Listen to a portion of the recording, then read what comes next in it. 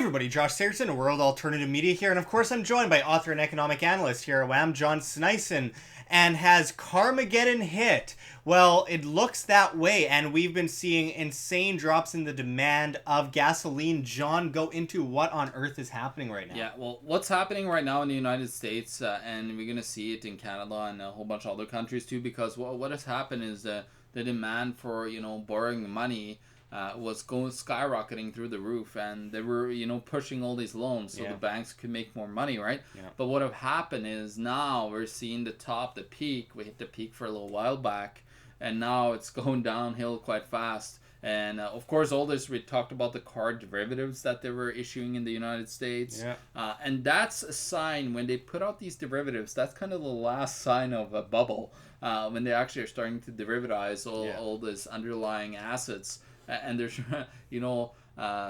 trying to squeeze the last pennies out of these investments that they made a whole bunch of money on. Yeah, I was saying before that ABS, it kind of the auto-backed securities, kind of reminds me of IBS, irritable bowel syndrome, and in a way, it kind of is. Oh, it totally is. It's derivatives is the irritable bowel syndrome of the world. I call it sewage slushing around. So it's kind of similar to that.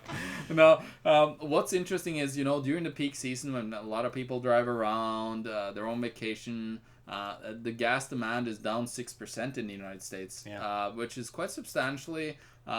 It's not on a year-over-year basis though, but of course it seems like the Carmageddon has really hit now, and people are not being able to drive their cars anymore because they don't have them. They're defaulting on their loans.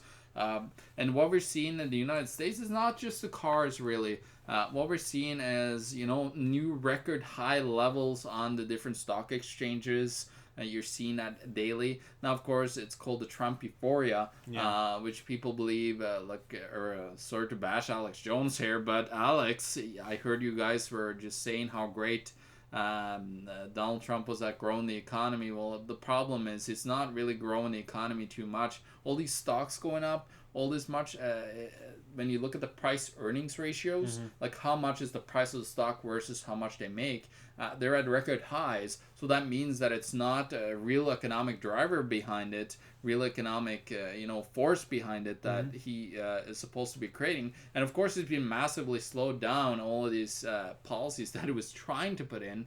They're just sabotaging him left, right, and center. Well, and people always mix up economy and markets. Now, an economy is a type of market, but it isn't the markets. The markets and the monetary system are two different things. And, I mean, a lot of people just expect too much from a president, where they think a president can just change the monetary system and change the markets. Now, he can affect it, but you can't change what's already coming. When it gets to the level of manipulation that we've seen in from the government into the markets and the monetary system, both in the United States and elsewhere, it's just above someone's ability to actually comprehend or switch back in order to fix that problem.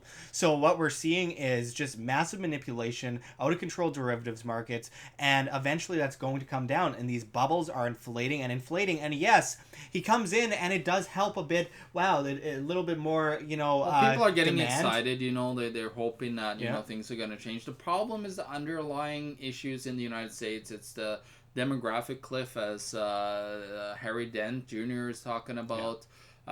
He is right on one side, but he's wrong on the other side, because the central banks are not just going to let deflation take landfall. They're gonna fight it with inflation, and soon you have that inflation. It's like the fault line. You have them fighting each other, and then suddenly just one goes. And you have a massive earthquake, like a massive financial collapse. And that's what we're heading towards. No matter what they try to want to do. I heard that Alex Jones and Roger Stone said that, they pay down $100 billion in debt. Well, the problem is they're almost $100 billion up in debt again. And their current deficit went from 560 to 660 right now. So they're going kind of downhill. And, of course, the government is spending more than ever. It was the highest spending bill ever in history and government on top of that. I know, it was insane, over $1 trillion. What I can't help but notice when it comes to the monetary system, people talk about, well, we just got to pay off. No, you will not pay off that debt as long as the Federal Reserve exists and it continues to inflate the price of living and create debt currency, fiat, How are you going to nothingness. pay off that debt? No, it's just going to Impossible. continuously pile up, and what they implement in order to take away that debt creates more debt, and it's insane, and it'll just build to the top. It's like building, the Burj Dubai up and up and up, the tallest tower in the world. Just keep building it up, and let's build another one on top of it, and let's build another. Oh, it's unstable. It's going to fall over. Let's build unsustainable, one. right? Like you can't expand it anymore. It's impossible. No. And that's where we're hitting right now. We're hitting that unsustainable level where it's just going to the crap. Like the economy is not going to recover, guys. The problem is the underlying fundamentals of the real economy that you're not seeing. The people that are they're retiring, they want to sell their assets. Who are they gonna sell their assets to? Are they gonna sell them to me and Josh and our generation? No, a lot of us don't have money, first of all, and we don't even trust the stock market because we've seen a couple of crashes during our lifetime already. So how are you gonna think that all these people that hold their retirements are gonna sell off this money? And then of course the pension funds that needs all this massive profits that they promise people. How are we gonna deal for $100 trillion in unfunded liabilities in the United States that they promise the people? Guys, it's unsustainable. Unfortunately, love or hate Trump as much as you want. Trump was trying to do whatever he can, but he unfortunately is a guy that wanted to change certain things. So they say. He might have some good thoughts behind it, but the problem is the government is unsustainable, and it becomes this way all the time throughout history. It grows to that point where it becomes overextended of what it should be. We shouldn't have government, but what is sustainable with the government, and then of course it collapses in on itself. And now we're seeing more and more economies that have governments that are over 50% of their total GDP. Absolutely, and I just have to say over and over again, because we always get those comments on every single one of these videos, please listen to what we're actually saying. Like, people will say, well, Trump's going to save the economy. He can't. It's out of his hands. He can't. There's literally nothing he can do to save the economy. It's out of his hands. We're not saying it's his fault. We're not some leftist saying that Obama was saving it. No. Just get the difference between taking sides here from one person or another and explaining the fact that the monetary system is out of the president's hands. We're talking about the deep state. The deep state isn't just Obama holdovers. No, it's a trilateral commission, the CFR, the International Central Banking System. Government employee. Yeah, it's out of the president's hands. He cannot do anything if he tried. So it's not like we're saying that he doesn't mean well, and it's not like we're saying that he does mean well. It's simply just not pertaining to him as an individual, but to the fact that the monetary system by its very design is designed to fail. And we've been through over almost 1,000 years, 1024 AD in China with fiat currency, and people don't learn. This isn't going to change suddenly now, because fiat currency always reverts to its intrinsic value of 0, and it always will, and there's no changing that. And as long as we continue to try and fix the same problems with the same solutions over and over again, Hegelian dialectic, problem, reaction, solution, repeat, we're never going to get out of this. People will always be in debt, people will always be in poverty, and we will continuously try and practice the same nonsense over and over again until we are basically buried above our ears in debt, down a bottomless pit of debt, asking for a ladder from the banking system or the government to help us up, because that's all we can do, and then we are in servitude. Yeah. Well, what you see, Josh, is I call it the East-West cycle. And what is happening is the East, China and Asia, they had the fiat currency system for about 400 years, from 1000 to about 1400. Then they went to gold. Then Europe started to go on to the fiat standard and have massive havoc in Europe for many years. And then, of course, we're seeing a move back now to where China is of course, on a fiat currency standard, but they are looking at, implementing gold again.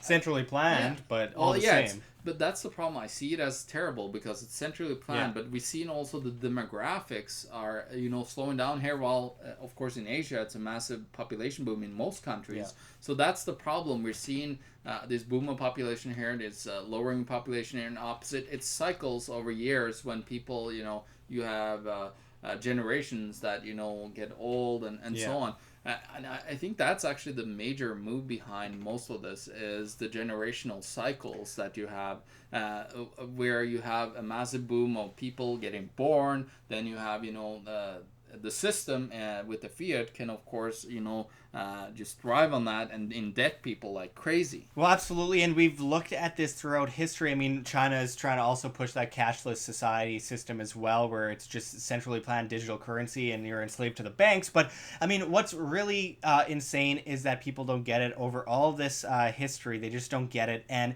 isn't it interesting, like we see the central planning, we see the quantitative easing, we see the fractional reserve banking, we see market manipulation, we see all of this. Isn't it interesting that we can look, I've studied the Byzantine Empire quite well myself, and it's always very insidious ancient empires that implement these kinds of things. Like even with gold, they create way more paper IOUs than they have gold. So when there's a run on the bank, there isn't gold to actually give back to the people, and they inflate the price of living and just add zeros to the end of their money. Isn't it interesting that it's always these insidious, control complex empires that sacrifice people at the top of pyramids that are always behind these things, and now we have them today in our so-called civilized society, and people don't question the fact that they're using the same tactics to put people into debt and servitude because they want people to be nothing more than peasants. Yeah, because now we derivatize the whole world economy. Everything is derivative. There's almost no real trade, like one to one anymore. Mm-hmm. Everything is fake. The prices, there's nothing real anymore, and that's the problem. That's what happened in the French Empire back in the day. They had the massive bubbles there. They had some other big bubbles with the tulip bubble and all that. Over in the Netherlands and so on. And it's all about derivatizing the economy and, taking away the real part of the economy and making it leverage 10 times more. And that's what fiat currency is, guys. It is that leverage onto the real economy. And then with the manipulation of the markets, as we've been talking about with gasoline demand going way down, it's just more example of manipulation of the markets. So there's a manipulation of the monetary system, manipulation of the markets, the two M's, and we just see continuously the same nonsense over and over again where it always reverts to the value of zero. And John, I mean, quickly finishing this off, let's talk about some solutions and bottom line here. To be self-sustainable, so food, water, shelter, defense, sound money, decentralize, folks, and be smart about it. Learn about these basics that sound difficult, but they're really not that difficult. They're just made to be as difficult as possible to keep people away from actually understanding this. Because talk about enter the matrix. This is the matrix that we're talking about here, where you take that red pill and you realize that everything around you is not real and everything around you is a lie, and that it's all meant as an insidious way in order to enslave you, and you need to get out of that system, and you need to be able to take that red pill, break free from that, and understand the true realities. And it seems like it hurts at first. It's difficult to comprehend at first. It's difficult to be able to sit on at first, but eventually, knowing that information, you take those negatives, you turn them into positives, and you're able to go forward a much stronger person, much more prepared for the world that's in front of you and your family, of course. Yeah. Well, first it's the blame period, right? When you hear this stuff, like you try to blame well, first you deny it, then you just say like, oh well, you're trying to just blame people for it. And then it comes to just parents that you were in the system and you needed to get knowledge about it in order to change yourself. So it wasn't all these other people's faults. It was your fault that you didn't stand up and knew about this. And that's what we are coming down to here, guys.